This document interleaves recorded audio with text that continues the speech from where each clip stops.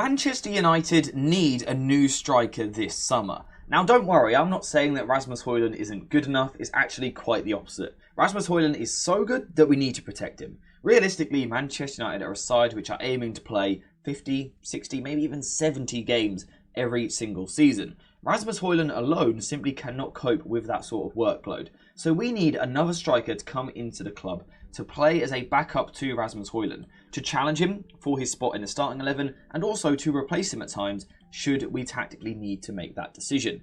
The question is, what do we actually want from a Rasmus Højlund backup? Well, we discussed this on a live stream a couple of weeks ago. If you want to get involved in future streams, make sure to subscribe to the channel. Notifications on, you'll be told when I go live. What we decided in that stream though was a set of criteria for potential strikers for United this summer. We decided they needed to be under 29 years old. We're not looking for old players. We're also not looking for players under 20 realistically. We want established footballers. We want someone over 6 foot tall. We want someone who is very, very good at coming towards the ball and doing the link play. Linking capabilities, good first touch, things like that. But we also want someone who is going to offer us a massive goal threat. And then, of course, on top of that, work rate out of possession. That is absolutely crucial. So the question is, why do we need this? Why do we need a striker to come in and do that sort of job? For me, it's fairly simple. Rasmus Højlund is a player which offers us massive threat going in behind the opposition. However, when it comes to actually playing with his back to a defender like this, he isn't so good. We saw against Brentford, 1 versus 1 against a centre-back. Physically, it's not his absolute strength. I think he will grow into that role, and I think one day he'll be great at it. But it's not the case right now. So United could do with a player that is already good at coming towards the ball, getting the ball into feet in these sorts of positions. I think that would really help United. Rasmus Højlund, though, is also someone who obviously offers us goal output, but also pressing and hard work. So again, the second he comes out of the side, we lose that. So we do need this player, whoever we sign up front this summer, to be a player who is going to work hard, put a shift into the team, press intelligently, and ideally they already play for a team which currently uses a high pressing system, so it's less of a change for them when they join Manchester United. And in my opinion, there are 3 main options for this sort of striker. On the market, Ivan Toney, Dominic Solanki, Joshua Xerxe. In my opinion, 3 brilliant options for Manchester United this summer. The question is, why are they brilliant options? Here's the answer. They are all under the age of 30 and are all over 6 foot tall, so they have ticked that first box. But they also tick the next box as well. They are all really good at moving towards the ball to receive the ball into feet and be a hold-up striker. So before we continue into the video, a quick shout out to today's video sponsor, JerseFifa.com, the home of all of the greatest football kits. Whether that be the new latest releases or the old classic ones like this, Jersey FIFA has something for everyone, and now you can check it out yourself using the link in the description down below. And also make sure to use code JerseyFIFA for 10% off when you order. Now interestingly, whilst these are all hold-up strikers who are good with their link play, they actually all look to do it in a slightly different way, which is why I'm going to leave it up to you guys at the end of the video to basically discuss in the comments what one you would prefer, because they're all a little bit different to each other. So we will start off with Ivan Toney. What does he offer when he plays as a hold-up striker? Well, first of all, incredible strength. He is the sort of player where you can go long to his chest and he's going to get the ball down and play as a proper target man. He really has that ability. But ultimately, his main aim on the ball is to get the ball down, turn and play forward. So yes, he can do that simple stuff where you flick it back with your chest or you get the ball down and you play backwards, sideways, he can do that. But what he really wants to do is get on the turn and now play forward, dropping deep, leaving this room in behind the opposition defence for his wingers to run into. If you think Garnacho from the right hand side and then more importantly Marcus Rashford from the left looking to exploit that, then you could get yourself a really, really dangerous dynamic. It's almost perfect. Ivan Toney currently does it really well with Mbeumo at Brentford. Imagine the increase in level and output if he's doing it with Garnacho and again Marcus Rashford. That is a deadly, deadly combination which would suit the Manchester United wingers really, really well. We can see it in this sort of situation here. So this is Toney here. You can see he is taking up a deeper position than what you would typically expect from a striker. What it's going to allow him to do though is to receive this pass into his feet. Now on this occasion he has more time than you would typically expect, but he takes advantage of that. He gets on the turn and looks to play forward. And he plays a ball here which sort of curves over the top like this.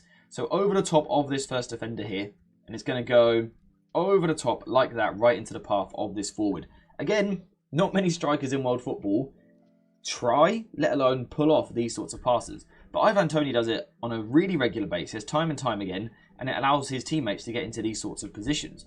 So once again, if you imagine that was then a Marcus Rashford running inside or a Garnacho, it's really promising. Dominic Solanki also offers something in a similar way in terms of being a target man. Once again, he is a player you can go long to. I think physically he's one of the most impressive strikers in the Premier League. His hold-up play is absolutely brilliant. He loves kind of battling centre-backs, and he is a real outball. When you are sitting deep or you can't get out of a press, going long to Solanki is an excellent option to have. His hold-up play is brilliant, his control is really good, super impressive on the ball. He's not quite as expansive in the way that he's then going to necessarily turn and play the ball forward, but if you are looking for a proper old-school target man, you're going to get it into him here. He's going to hold the ball up, show some good footwork, and then play from there. Then Solanki probably is your man, as we can see in this sort of clip here. So Solanki is just behind me up there, and you can see he is moving towards his own goal to receive the ball. Now what he does once he does this is shows his physicality. You can see the defender is trying to be super aggressive on him here, put him under pressure, try and knock him off the ball. Solanki loves that sort of battle. Solanki thrives in these sorts of battles. He wants you to engage in these sorts of battles because he knows that 9 times out of 10, he's going to be the better player. He's going to be the stronger player, but he also has excellent use of his body. The way that he then kind of lowers his centre of gravity to spin away from this player is just absolutely brilliant. It is absolutely brilliant. Again, I'm aware of being in the way a little bit, but the way he gets low to the ground for such a big guy and then spins past this defender before then playing the ball out wide is absolutely brilliant. So again, if you want that sort of option where you go long into their chest, they're going to hold it up, Solanki is your option. And then we've got another option, Joshua Xerxe. Let me quickly get back to the tactical board. Here we go. Joshua Xerxe is something a little bit different, unknown to the Premier League and therefore perhaps unknown to some of you guys. Once again though, a player which wants to use his size to protect the ball, but not in the same way as the other two. The other two I think can play as target men. With Xerxe I don't think it is the case. He isn't someone who wants to engage in a lot of aerial duels. He's not someone who wants to be overly physical, despite being a big player. It's not really his game. Xerxe is more about being a deep lying forward. So once again coming towards the ball into these areas, but then showing brilliant first touch, brilliant control, brilliant footwork, low centre of gravity despite his impressive height. He wants to turn past players, he wants to dribble past players. So this is less about a physical being and more about a technical ability on the ball.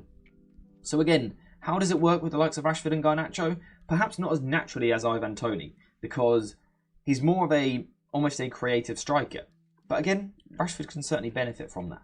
And it works, it really does work, because it allows Xerxe to drop into these sorts of positions here, you know, really deep, helping his side play out from the back. And we can see he is able to absorb pressure.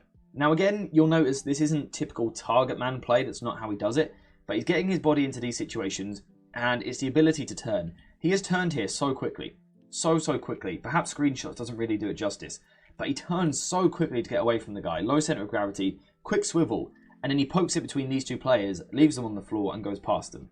And considering he is so tall, he dribbles at times like a diminutive midfielder, which is why he's so impressive. It's why I love his profile so much, because he comes across as this big, almost gangly bloke at times, but actually his technical ability is absolutely insane. He's one of the best in the world, in my opinion, at doing this, dropping deep, getting on the turn, and then dribbling forward, rather than passing forward like the other two, dribbling forward, carrying forward, and then looking to be creative in the final third. So again, Xerxe is a brilliant option. I think all three of these guys are good options. Another reason they're good options is because they are good goal scorers. These are their stats from this season. Now, of course, Ivan Toney's was a little bit lower there, but he had the ban. Last season, his goal scoring numbers were very impressive. But in general, they are good goal scorers. In my opinion, Solanki would be the best of the lot. But there is also one more important box which they need to tick as well, which we described in the live stream, and that was work rate out of possession. This is crucial to Manchester United. Rasmus Højlund is an incredibly intense striker. Someone constantly pressing the opposition, harrying the centre-backs, using his body, getting involved. He is relentless with the way which he presses. When we lose Højlund from the side, we lose that pressing ability. We need a striker who can press. The question is, can these three guys press? Well, yeah. Xerxe plays for Bologna. They often use a high press. Solanki plays for Bournemouth. They often use a high press. And Ivan Toney plays for Brentford. They often use a high press. And these three players are very important in these presses as well, as we can see with these defensive stats. So along the bottom here, we've got interceptions per 90, and then up the top we've got successful defensive actions per 90 minutes. And you want to be up there. You can see the red dotted lines going across. You want to be up there. And those three pink dots are our three strikers. They're not up there with the very best in Europe, but perhaps that is reflective of the sides that they play for, etc., things like that. But in terms of individually, they all work incredibly hard. They are all athletes, they work hard for their side, they press, they track back, they tackle, they intercept, they clear the ball deep from set pieces and things like that. Defensively, again, they are ticking the boxes that we need. And in my opinion, all three of these players are very good options for Manchester United. My preference would perhaps be Xerxe because of his age, being a little bit younger, more time at Manchester United. I really like Solanki as a bit of an outside shout. And then Ivan Toney feels like the obvious one, probably the player with the most pure quality currently. But let me know your favourite in the comments down below. Apart from that, we are finished for today's video. So thank you guys for watching. I hope you have enjoyed it. And as always, I'll see you in the next one.